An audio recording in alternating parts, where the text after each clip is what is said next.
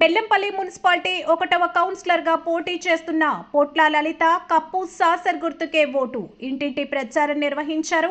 1వ ward councillor అభ్యర్థి పొట్ల లలిత cup saucer గుర్తుకే ఓటు వేసి అత్యధిక మెజార్టీతో గెలిపించాలని కోరిన పొట్ల లలిత ఈ కార్యక్రమంలో 1వ వార్డు బస్తీ ప్రజలు తదితరులు పాల్గొన్నారు.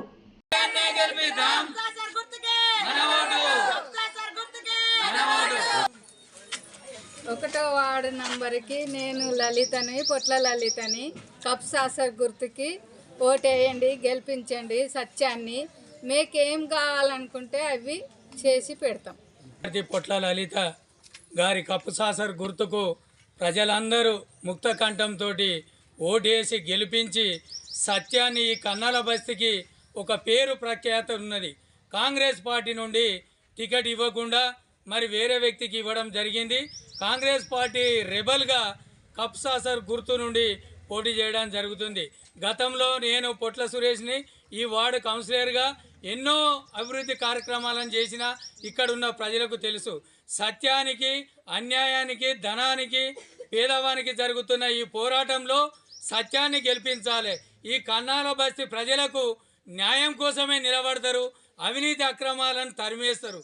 అంతటి గొప్ప త్యాగ వ్యక్తులైనటువంటి ఈ కన్నాల బస్తీ ప్రజలు సత్యం వైపు నిలబడనీకి కప్పు సాసర్ గుర్తు ఇండిపెండెంట్ అభ్యర్థికి అత్యధిక మెజారిటీతో గెలిపియడానికి ముందుకొస్తున్నారు.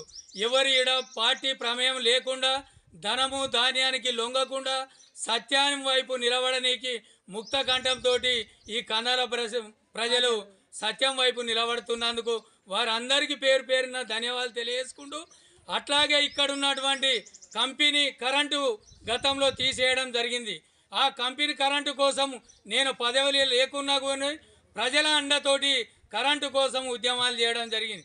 దానిలో భాగంగానే ఇక్కడ కరెంటు అనేది నిలవడం జరిగింది. ఈ సత్యం ఎవరి వైపు ఉంటారు, ఎవరు ప్రజల వైపు ఉంటారు అనేది ఇక్కడున్న ప్రజలకు తెలుసు. కాబట్టి ఎప్పుడైనా కూడా